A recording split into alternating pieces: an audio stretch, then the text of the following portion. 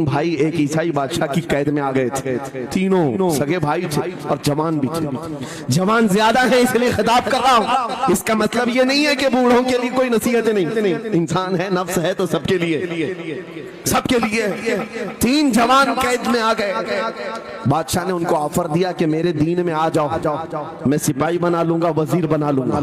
مگر وہ رسول اللہ کے غلام تھے، میرے آقا کے شیدائی تھے۔ کہا اتنی آسانی میں تو ہم دین نہیں بیچ سکتے۔ توجہ ہے نوجوانوں، یہ سب تمہارے ساتھ ہو رہا ہے۔ دولت تمہیں دکھا کر، حسن تمہیں دکھا کر اگر دنیا خرید سکتی ہے تو لعنت ہے ایسے تمہاری زندگی پر۔ پھر وہ کیسا ایمان والا ہے، کیسا مسلمان ہے جس نے اپنے نبی کی محبت کو ہلکی چیز میں بیچ دیا؟ اس کا کوئی تعلق نہیں ہے۔ الا لا ایمان لمن لا محبت له، اعلیٰ حضرت نے لکھا ہے اس کا ایمان ہی نہیں جس کے دل میں میرے آقا کی محبت نہیں۔ کیا بات ہے، اگر محبت ہے تو سودا نہیں کرو گے۔ تین بھائی ایک بادشاہ کی قید میں آ گئے اور ان کو آفر دیا گیا دین بدل لو، ہمارے دین میں آ جاؤ، چھوڑ دیں گے۔ سخت تھے، جمے ہوئے تھے، ڈٹے ہوئے تھے، کہا نہیں۔ کہا جلاد کو بلاؤ، کوڑے مارو، کہا تیار ہیں۔ اتنا نہیں، بادشاہ اتنے غصے میں تھا، جلاد کو بلایا اور کہا ایک کڑھائی لاؤ، تیل ڈالو اور کھولاؤ۔ تیل ڈال کر کے کھولایا گیا۔ جب تیل کھولنے لگا، ان تینوں میں سے بڑے بھائی کو اٹھا کر تیل میں ڈال دیا۔ چلتے ہوئے تیل کے اندر جب اس نوجوان کو ڈالا گیا تو فوراً دم زدن میں روح نکل گئی، شہید ہو گئی۔ دو بھائی دیکھ رہے ہیں، اپنے بڑے بھائی کی موت دیکھ رہے ہیں۔ یہ حالات آ گئے، یہ باتیں یاد رکھنا۔ تھوڑی دیر کے بعد بادشاہ نے دوسرے سے کہا اب بتاؤ تمہارا کیا ارادہ ہے؟ دوسرے نے کہا اب تو اور بھی تم نے سخت کر دیا امتحان، ہم تو اپنے نبی کو دھوکہ نہیں دے سکتے اور نہ ہی میرے شہید بھائی کو۔ بادشاہ نے دوسرے کو اٹھایا اور تیل میں ڈال دیا، کھولتے ہوئے تیل میں ڈال دیا، دو شہید ہوئے۔ تیسرا جو تھا وہ 22 سال 25 سال کے بیچ کا تھا۔ یہ بھری جوانی ہے، انگارہ ہوتا ہے،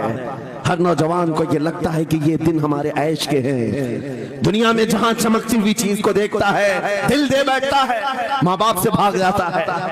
گھر بار کو چھوڑ دیتا ہے، اس کو ہر اچھی چیز بری لگنے لگ جاتی ہے۔ یہ عمر بڑی خطرناک منزل پہ آ جاتی ہے۔ اے نوجوانوں، جو اس عمر میں بچ گیا انشاءاللہ وہ آگے بھی بچ جائے گا، آگے بھی بچ جائے گا۔ 22 سال کا کڑیل جوان ہے جس کے سامنے اس کے دو بھائیوں کو کھولتے ہوئے تیل میں ڈالا گیا، اس کی کیفیت کیا ہونا چاہیے؟ اب پوچھا گیا تمہارا کیا ارادہ ہے؟ کہا اس طرح تم 100 بار بھی تیل میں ڈالو گے تو میں یہی کہوں گا میرا رسول محمد سبحان اللہ صلی اللہ علیہ وسلم، ہمارے آقا محمد صلی اللہ علیہ وسلم ہیں، میں یہی کہوں گا۔ بادشاہ اتنے غصے میں تھا، کہا کہ اس کو چیر دو، اس کو کاٹ دو۔ وزیر تھا بادشاہ کا چالاک، اس نے کہا اس کو قتل کر دینے مار دینے سے کچھ ہوگا نہیں، مجھے 1 مہینے کا ٹائم دے، اس کو چینج کر کے لے کے آؤں گا، اگر نہیں لایا تو میری زندگی داؤ پہ لگ جائے۔ بادشاہ نے کہا لے جاؤ، 1 مہینے کا ٹائم ہے، اس کو بدل کر کے لاؤ۔ وجہ یہ تھی کہ اس وزیر کے گھر میں بڑی خوبصورت لڑکی تھی جس کے رشتے کے لیے بڑے بڑے بادشاہوں کے شہزادوں کے پیغامات آتے تھے۔ وزیر ایسا تھا کہ اس ایک نوجوان پر اپنی پوری محنت صرف کرنا چاہتا تھا، گھر لایا، کمرے میں رکھا، اچھی غذائیں دی، کہا میں تجھے مارنا نہیں چاہتا، کچھ نہیں، تو اپنی زندگی میں مست رہ۔ اس نوجوان نے کہا ٹھیک ہے۔ اس کے بعد اپنی بیٹی کو لگا دیا، اے بیٹی تیرے پاس تیرے باپ کو بچانے کے لیے ایک ہی کام ہے، اس جوان کا دل جیت کر کے لیا،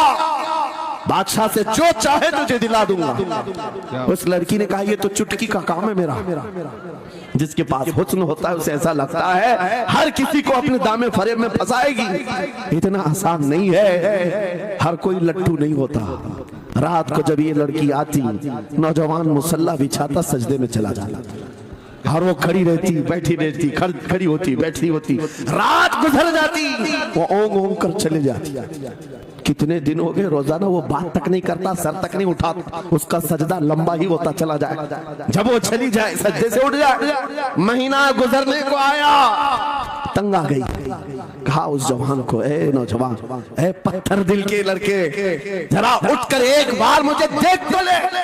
میرے حسن کو دیکھنے کے لیے بادشاہوں کے شہزادے بے چین رہتے ہیں بڑی بڑی جگہوں سے میرے نکاح کے پیغامات آتے ہیں مگر میرے باپ کی عزت کی سلامتی کے لیے میں تیرے ساتھ لگی ہوں کیا بات ہے تجھے غرور کتنا ہے مجھے دیکھتا کیوں نہیں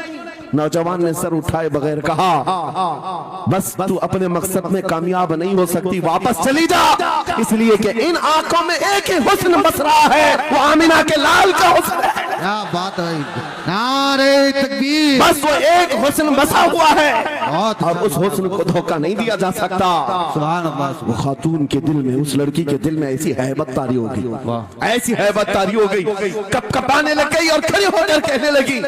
میں دل سے گواہی دیتی ہوں کہ تو بھی سچا ہے تیرا دین بھی سچا ہے سبحان اللہ اٹھ جا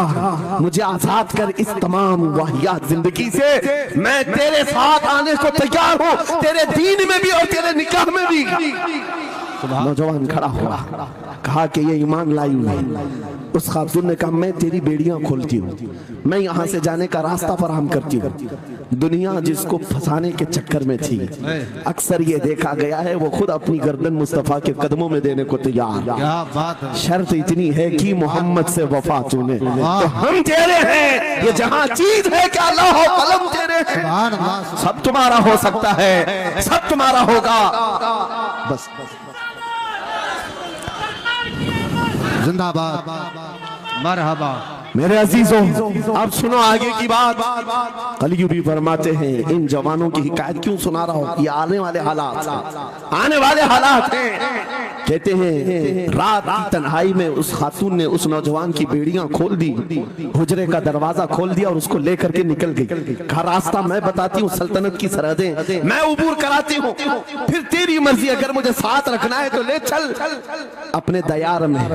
یا پھر چھوڑنا ہے تو چھوڑ دے اس نوجوان نے کہا کہ ٹھیک ہے ساتھ چلو رات کے وقت یہ دونوں تنہا ساتھ چل رہے تھے یہ بھاگے ہوئے لوگ نہیں ہیں یہ ایمان پر استقامت والے لوگ سبحان یہ حسن پر فدا ہونے والے لوگ نہیں رات کے وقت جب چل رہے تھے آدھی رات گزری ہوئی تھی اچانک گھوڑوں کے دوڑنے کی آواز آئی بہت اہم بات کر رہا ہوں گھوڑوں کے ٹاپ کی آوازیں آنے لگ گئی اب یہ دونوں ڈر کر کے ایک درخت کے پیچھے چھپ گئے انہیں لگا بادشاہ کو خبر ہو گئی بادشاہ نے ہمیں پکڑوانے کے لیے پوری فوج بھیج دی ہے وزیر کو بھی پتا چل گیا ہوگا یہ ڈرے سہمے ہوئے درخت کے پیچھے چھپے ہوئے تھے کہ اب کیا ہوگا اس کے بعد